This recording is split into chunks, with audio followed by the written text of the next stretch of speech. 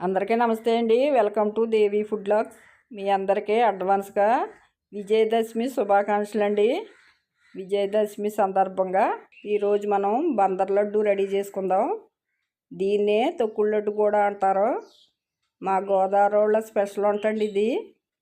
మా వంటలన్నిటిలోని రారాజండి ఈ వంట. ఈ లడ్డూకి ఇంత రుచి ఎలా వస్తుందో పక్కా కొలతలతో చేసి చూపిస్తానండి. ముందుగా పచ్చెనగపప్పుని తీసుకుని మరబట్టించుకోవాలండి. ఈ పిండి ఒక అర కేజీకి తక్కువ ఉంటుంది, పావు కేజీకి ఎక్కువ ఉంటుంది. ఈ పిండి కొలత కాదండి, తర్వాత కొలుచుకుందాం, మీకు కొలత చూపిస్తాను. ఒక గ్లాసు నెయ్యి, ఒక లోటా పంచదార, ఒక లోటా బెల్లం, ఇవి కావాలండి. మెయిన్ కొంచెం ఇలాచీ పొడి. ముందుగా శనగపిండిని ఒక ప్లేట్లో వేసుకుని ఈ పిండిలో కొంచెం సాల్ట్ వేసుకోవాలి. స్వీట్ ఏది రెడీ చేసుకున్నా సాల్ట్ వేసుకోవాలండి. ఈ సాల్ట్ వేసేసుకున్న తర్వాత కొద్ది కొద్దిగా నీళ్ళు వేసుకుంటూ ముద్దలా రెడీ చేసుకోవాలి. ఎక్కువ ఒకసారి పోయకండి, నీళ్ళు ఎక్కువ పడవు. శనగపిండి జిగురుగా ఉంటుంది కదండి, చూసుకుని తక్కువే పోసుకోవాలి. ముద్దలా రెడీ అయ్యే వరకు పోసుకోవాలండి.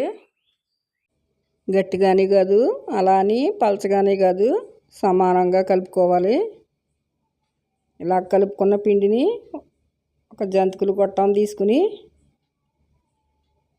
దానికి లావు కారపూసన్న ప్లేట్ని వేసుకోవాలి. మన చేతికి నూనె కానీ నెయ్యి కానీ రాసుకుని కొంచెం గొట్టానికి కూడా రాయాలండి. ఈ పిండి జిగురుగా ఉంటుంది కాబట్టి చేతికి అంటుకోకుండా ఉంటుందని నెయ్యి కానీ నూనె కానీ రాసుకోవాలి. ఈ గొట్టం పట్టినంత పిండిని పెట్టుకోవాలి.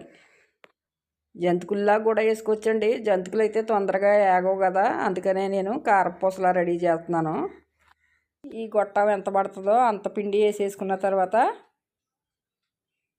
గట్టిగా మూత బిగించేసుకుని, మీరు జంతికల్లా వేసుకోవాలంటే జంతికల్లా వేసుకోండి, లేకపోతే ఇలా కారపూసలా చేసుకోవచ్చు, అప్పాల్లా చేసుకోవచ్చు, ఎలాగైనా చేసుకోవచ్చు. నేను సులువుగా ఉంటుంది, తొందరగా వేగుతుందని లావు కారపూసలా రెడీ చేస్తున్నాను. స్టవ్ వెలిగించుకుని ఒక మూకుడు పెట్టి ఆయిల్ వేసుకోవాలి. ఆయిల్ బాగా వేడెక్కిన తర్వాత కారపూస వేసుకోవాలి. చూడండి, నిదానంగా వేసుకోండి.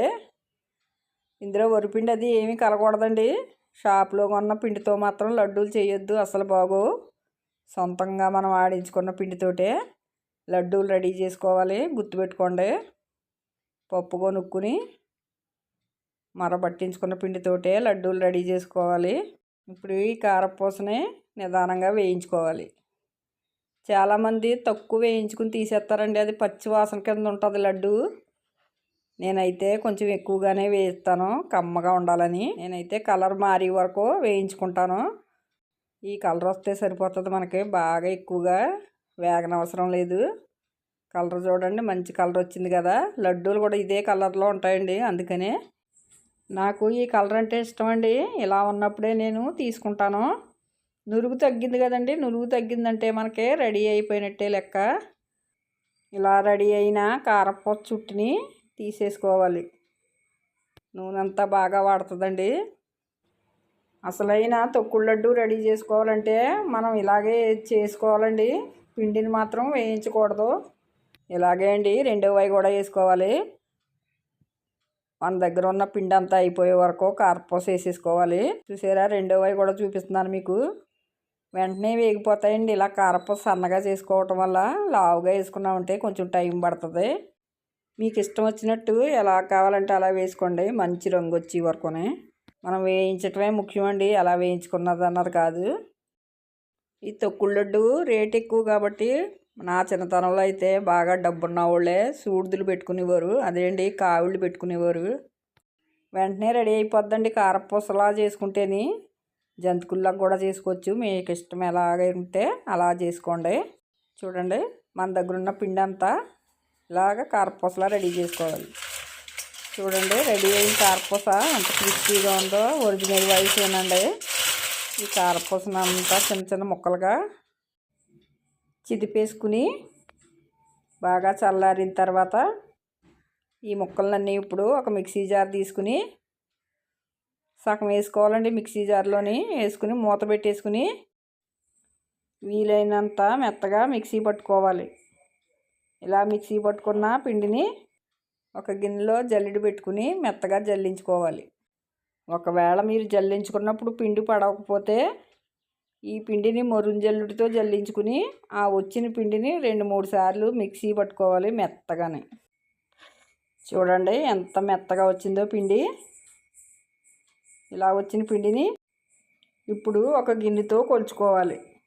చూడండి మనం కారపూస వేయించగా వచ్చిన పిండి అండి ఇది. ఈ పిండిని కొలుచుకుని ఇప్పుడు ఈ పిండి కొలత ప్రకారం మనం పంచదార కానీ బెల్లం కానీ వేసుకోవాలి. మనకి లోటా పిండి అయ్యింది కదండి, కరెక్ట్గా లోటా పిండి అయ్యింది. ఈ పిండిని మళ్ళీ గిన్నెలో వేసేసుకుని ఈసారి పాకం పట్టుకుందామండి. ఈసారి స్టవ్ వెలిగించుకుని ఒక గిన్నె పెట్టుకుని ఒక లోటా బెల్లం వేసుకున్నానండి. నేను ఒక లోటా పంచదార వేసుకున్నాను.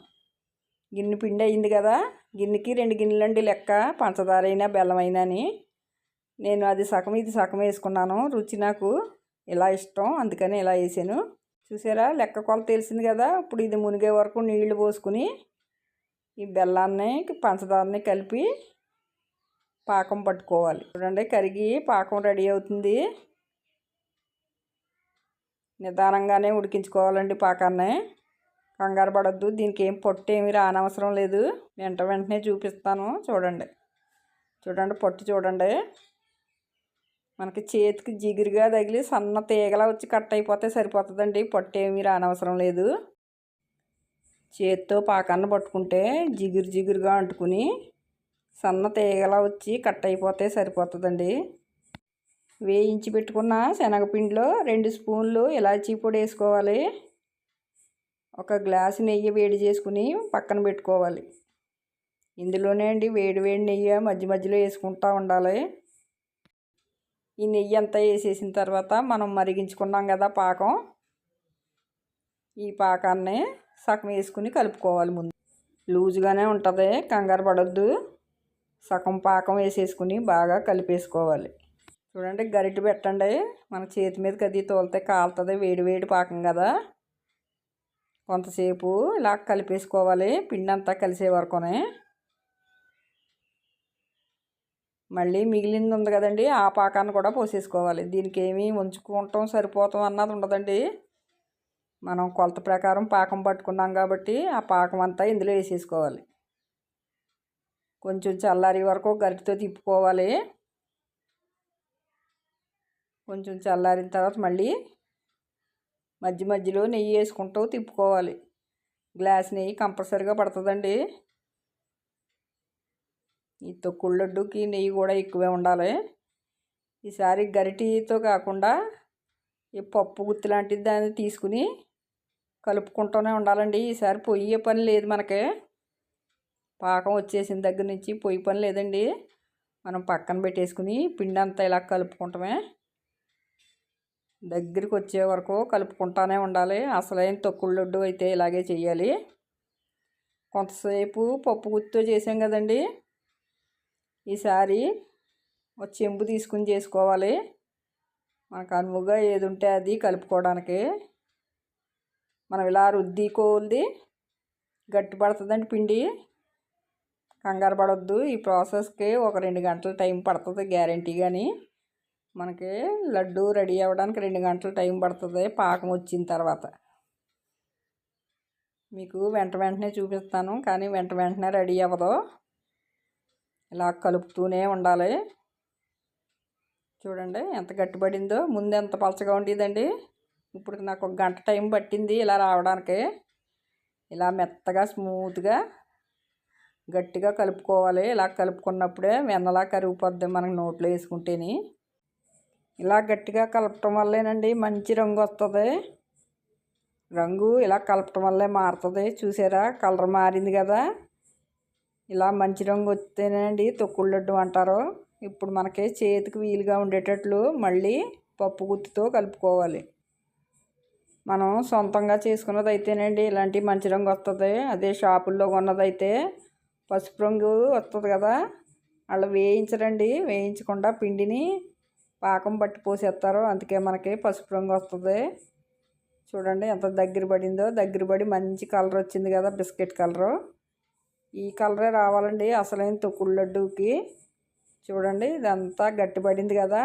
ఇంకా ఒక పావు గంట సేపు ఉంటుందండి దీని ప్రాసెస్, ఇంకా బాగా గట్టిపడడానికి. ఈ గిన్నె చుట్టూరు ఉన్నది ఒక స్పూన్తో తీసేసుకోవాలి. చూడండి పట్టు వచ్చి ఆరుతుంది. మనం తిప్పి కోల్ది పామి కోల్ది పట్టు వచ్చేస్తుందండి పాకం. అలా వచ్చే వరకు మాత్రం మనం కష్టపడాలి. ఈసారి పిండి చూడండి ఎంత గట్టిగా రెడీ అయిందో. చేతికి కూడా అంటుకోవట్లేదు కదండి. మొత్తం మీద తొక్కుడు లడ్డు చేసుకోవడానికి ముద్ద రెడీ అయిందండి. చేతికి కొంచెం నెయ్యి రాసుకుని మనకు నచ్చిన సైజులో ఉండలు చుట్టుకోవాలి. ఇప్పుడు మళ్ళీ నెయ్యి వేసుకోవాలి లాస్ట్లోని. మనం ఉండ చుట్టేటప్పుడు చేతికి జిగురుగా అంటుకోకుండా. చూసారండి అసలు సిసలైన తొక్కుడు లడ్డు రెడీ అయింది. తొక్కుడు లడ్డు తినాలంటే మాటలు కదండి, కష్టపడాలి కదా. మరి అచ్చు పెద్ద షాపులో కొన్న లడ్డూలా ఉండాలంటే జీడిపప్పు కూడా పెట్టుకోవాలి కదండి. లడ్డూలు సొంతంగా చేసుకున్నప్పుడు జీడిపప్పు పెట్టలేమేటండి, జీడిపప్పు కూడా పెట్టేసుకుందాం. చూడండి అసలైన లడ్డు రెడీ అయిపోయింది కదా. రంగు చూసారా అండి ఎంత బాగుందో. ఇలాంటి బిస్కెట్ రంగు వచ్చే లడ్డూలు మనకు దొరకాలంటే పెద్ద పెద్ద షాపుల్లోనే ఉంటాయి. ఈ లడ్డూకి డిమాండ్ ఎక్కువండి. పెద్ద షాపుల్లో అయితే కేజీ 1000 రూపాయలు తీసుకుంటారు. చిన్న చిన్న షాపుల్లో అయితే 300 400 తీసుకుంటారు. కానీ అసలు రుచిగా ఉండవండి, ముద్దలా ఉంటాయి. ఇవైతే మర్నాడికి గట్టిగా రెడీ అయిపోతాయండి. అయితే ఎక్కువేనండి, 1000 రూపాయలు ఇచ్చిన కేజీకి తక్కువేనండి. నేనైతే బయట షాపుల్లో తినడానికి ఒప్పుకోనండి, ఇంట్లోనే రెడీ చేసుకుంటాను కష్టమైనని. ఈ లడ్డూలు బయట ఉంచిన 15 రోజులు 20 రోజులు గ్యారంటీగా నిల్వ ఉంటాయండి. మనం దీంట్లో వేసినవి ఏంటంటే 1/2 కేజీ శనగపిండి, 1/2 కేజీ బెల్లం, 1/2 కేజీ పంచదార, అంటే కేజీన్నర వాడేవండి. నాకు ఈ లడ్డూలు 2 కేజీల పైనే వచ్చే. కొంచెం కష్టమైన మన చేతులతో చేసుకున్న వంట మనకి ఎంతో ఆనందాన్ని ఇస్తుందండి. మన శ్రమ అంతా మర్చిపోతాం. మనకి గట్టిగా అయితే ఒక 300 ఖర్చు అవుతుంది 400లోనే. ఇలాంటి ఒరిజినల్ స్వీటు మనం తినలేం కదండి, మనం కష్టపడితేనే తినగలం. ఇలాంటి చిన్నపిల్లలు చేయలేము అనుకుంటే ముందు రోజు పిండిని కలిపేసుకుని జంతికలు చేసుకుని పొడి చేసుకుని ఉంచుకోండి. మర్నాడు పాకం పట్టుకుని కలుపుకుంటే కొంచెం సులువుగా ఉంటుంది. అండ్ 2 కలిపి ఒక రోజు చేయాలంటే కష్టమే అండి. నాకైతే చాలా కష్టపడ్డాను నేను. మా అమ్మాయి ఉంటే కొంతసేపు నాకు సాయం చేసిను, అది లేదు కదండి నా దగ్గర. నేను ఒకదాన్నే చేయటం వల్ల కొంచెం ఇబ్బంది పడ్డానండి. ఇద్దరైతే మనకి సులువుగా ఉంటుంది ఈ వంట. కొంతసేపు ఒకళ్ళు తిప్పుకోవచ్చు. తప్పకుండా మీరు ఈ దసరాకి ఈ లడ్డూలు రెడీ చేయండి. మీకు ఎలా వచ్చిందో నాకు కామెంట్ రూపంలో తెలియజేయండి. ఈ వీడియో చూసిన ప్రతి ఒక్కరూ లైక్ చేయటం మాత్రం మర్చిపోవద్దు. ఈ వీడియో కనుక మీకు నచ్చినట్లయితే షేర్ చేయండి, సబ్స్క్రైబ్ చేయండి. మళ్ళీ కొత్త వీడియోతో కలుద్దాం.